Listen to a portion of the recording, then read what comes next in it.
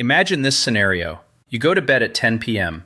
Your last meal was a clean, low-carbohydrate dinner at 6 p.m.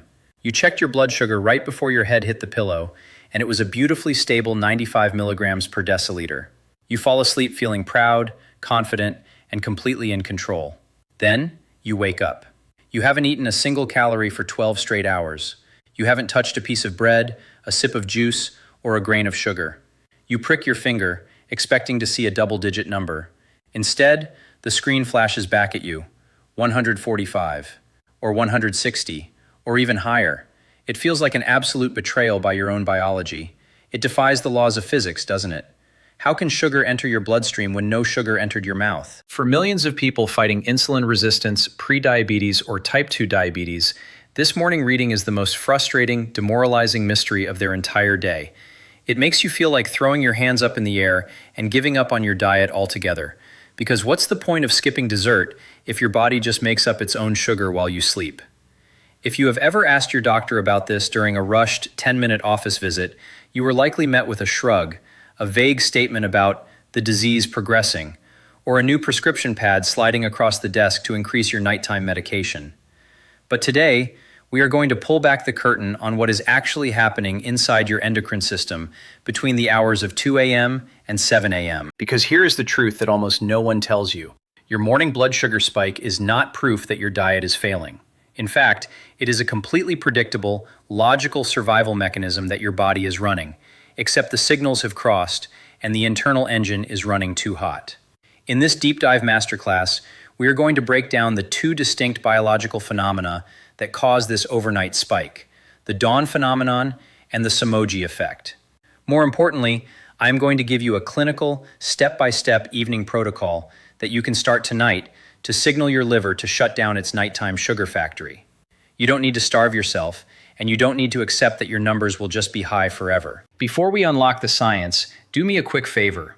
If you are tired of just being handed another pill and want to actually understand the why behind your metabolism, hit the subscribe button, give this video a like, and drop a comment right now with your average morning fasting number this week. I read your comments, and your numbers directly dictate the medical breakdowns we build next. Let's get into the anatomy of the morning spike. To understand why your blood sugar climbs while you sleep, we first have to redefine what the liver actually is. Most people think of the liver purely as a detox organ, something that processes alcohol or filters out toxins. But in reality, your liver acts as your body's internal energy bank and backup generator. When you eat food, your digestive system breaks carbohydrates down into glucose. Your body uses what it needs immediately for energy, and it packs the rest away into storage. Think of this storage like a wallet and a vault. Your muscles and your bloodstream are the wallet, quick, easy to access cash. Your liver is the vault. It packs glucose away in a highly concentrated form called glycogen. On a normal day, a healthy liver stores roughly 100 grams of glycogen, ready to be deployed whenever your body runs out of immediate fuel. Now let's look at what happens when you go to sleep. As you lie down and close your eyes, your body enters a fasting state.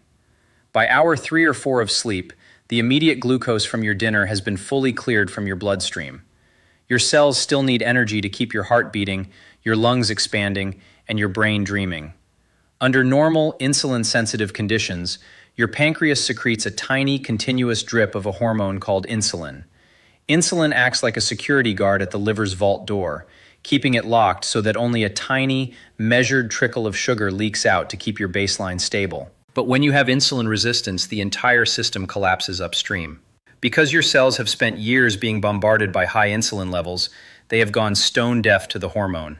The insulin knocks on the cell door, but the cell stays shut.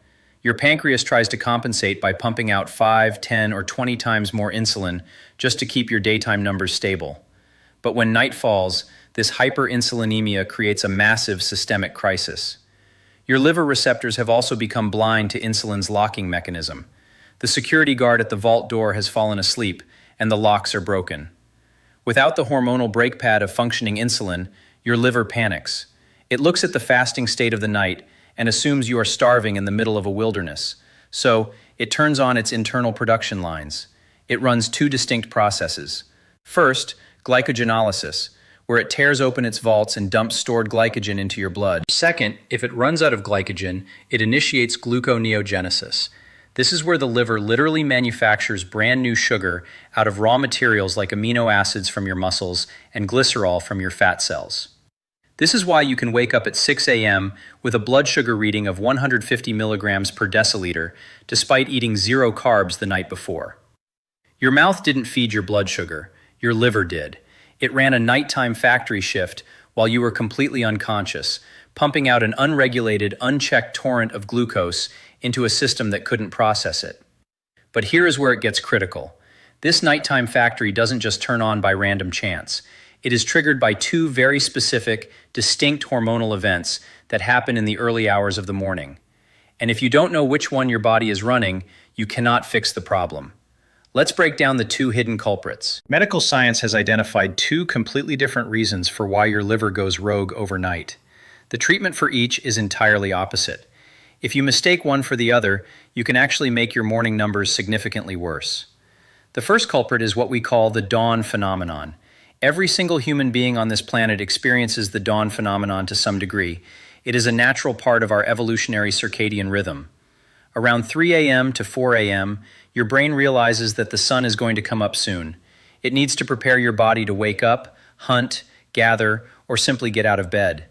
To do this, your brain orders your adrenal glands to release a cocktail of counter-regulatory hormones.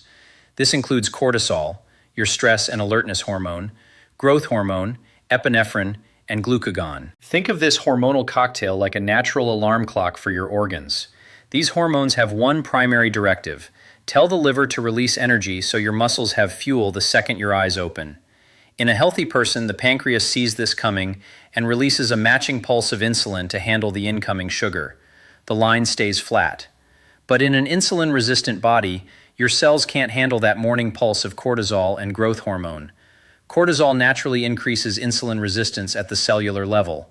So when your liver dumps sugar to help you wake up, your deaf cells refuse to let it in. The sugar piles up in your bloodstream, resulting in that high morning number. Now let's look at the second culprit, which is far more dangerous and frequently missed. This is called the Somogyi Effect, or the rebound hyperglycemia. The Somogyi Effect happens not because your body is naturally waking up, but because your blood sugar dropped dangerously low in the middle of the night. Imagine you went to bed, and around 2 a.m., due to an overly restrictive dinner, an intense late-night workout, or an excessive dose of nighttime medication like insulin or sulfonylureas, your blood sugar crashes down into a state of hypoglycemia, say 60 milligrams per deciliter or lower. Your brain senses this crash as an immediate, life-threatening emergency. If your blood sugar drops too low while you sleep, you won't wake up. So, the brain pulls the panic lever. It floods your system with massive emergency levels of adrenaline and cortisol. This violent hormonal wave forces your liver to instantly dump every gram of emergency sugar it has into your blood to save your life. By the time your alarm goes off at 7 a.m., the emergency crash is long gone, but the aftermath of the explosion is sitting right there on your glucose meter. You see a 150, and you assume your sugar was high all night, completely unaware that 4 hours earlier you were crashing into a dangerous low. How do you tell the difference between these two? You cannot guess. You have to test. For the next 3 nights, I want you to set an alarm for 3 a.m. I know it's inconvenient, but it is the only way to map your metabolism. Wake up, prick your finger, record the number, and go back to sleep. If your blood sugar at 3 a.m. is normal or elevated, say 100 or 115 milligrams per deciliter, and then climbs even higher by 7 a.m., you are dealing with the classic dawn phenomenon. Your liver is running unchecked due to baseline insulin resistance. If your blood sugar at 3 a.m. is dangerously low, under 70 milligrams per deciliter, and then skyrockets by morning, you are experiencing the Somogyi Effect. Your system is crashing, and your morning spike is a defensive rebound. If it's the Somogyi Effect, you must speak to your doctor immediately about lowering your evening medication or altering your bedtime habits. But if it is the dawn phenomenon, if your liver is simply running an unregulated factory shift because of insulin resistance, then we need to change how food talks to your receptors before you go to sleep. If your 3 a.m. test confirmed that you are fighting the dawn phenomenon, traditional advice will tell you to simply starve yourself or wait for a higher medication dose. But clinically, We have seen hundreds of patients reverse this overnight factory loop by implementing an exact three-step evening protocol designed to stabilize the liver and quiet the adrenal hormones. Here is your exact action plan starting tonight. Step 1. The acetic acid shield, 30 minutes before dinner. The first step happens right before your largest evening meal. You are going to take exactly 1 tablespoon of organic, unfiltered apple cider vinegar and dilute it into a full 8-ounce glass of water. Do not drink it straight. The acetic acid can damage your tooth enamel. Drink it through a straw if you prefer, 15 to 30 minutes before you sit down to eat. Why does this work for morning numbers? It sounds like an old wives' tale, but the clinical data out of Arizona State University is profound. Acetic acid performs a dual role in your metabolism. First, it temporarily deactivates alpha amylase, an enzyme in your saliva and stomach that breaks down carbohydrates into sugar. This forces the carbs from your dinner to be digested at an incredibly slow, stabilized crawl, preventing a massive evening insulin spike. Second, and most importantly for your morning numbers, acetic acid enters the liver and directly inhibits the enzymes responsible for gluconeogenesis. It literally acts as a chemical off switch for the liver's nighttime sugar factory, reducing your morning glucose spike by up to 20 to 30% before you've even fallen asleep. Step 2. The structural dinner realignment. Look at your current dinner plate.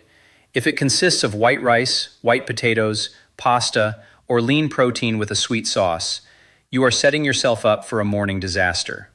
When you eat high glycemic carbohydrates in the evening, your blood sugar spikes, forcing your pancreas to dump a massive wave of insulin. This insulin wave clears the sugar quickly, causing a sharp midnight drop that triggers your liver to panic and dump storage sugar later in the night.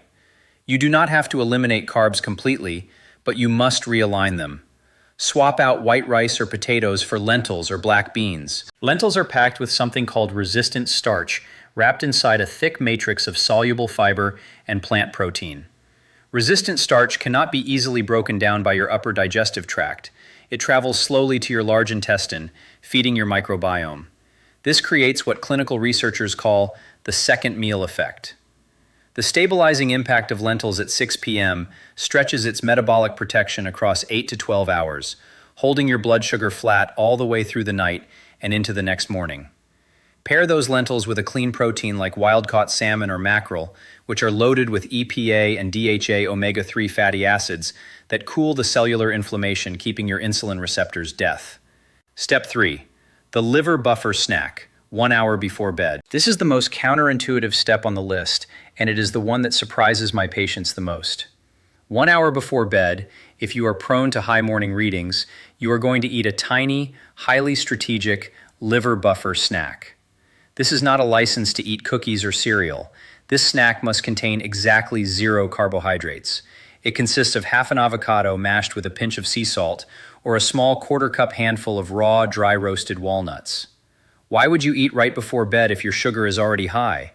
Because the monounsaturated fats in avocados and the polyunsaturated fats in walnuts take hours for your liver to process. By feeding your liver a clean, slow-burning source of healthy fat right before sleep, you provide it with an alternative fuel source. The liver looks at the incoming fatty acids and feels satisfied. It realizes it doesn't need to run emergency production lines.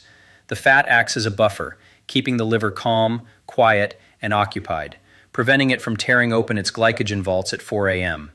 Let's look at the bigger picture here because I want to leave you with a profound realization about your body. Your body is not broken. It is not stupid.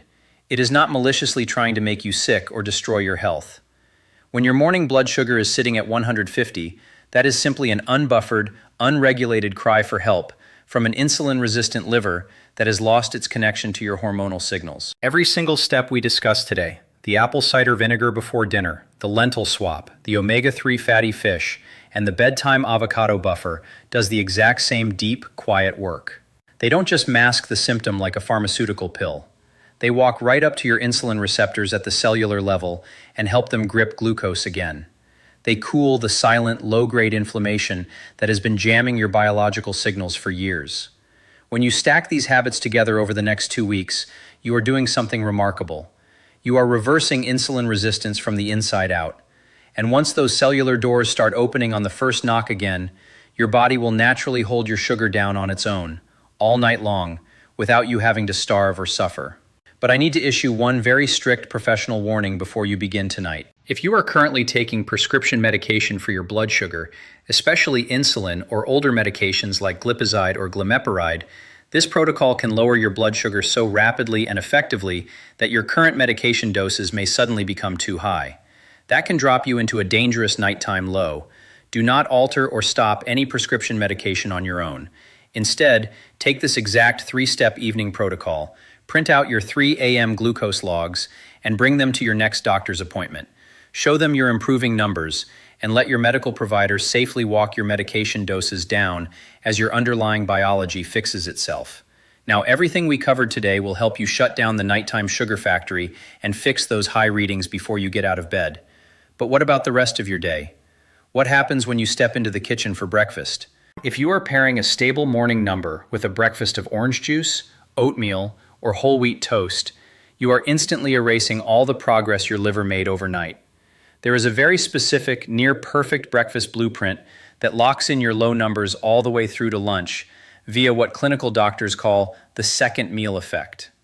I made a complete step-by-step video breaking down that exact breakfast strategy, including the specific food combinations you need to see an instant drop on your meter tomorrow.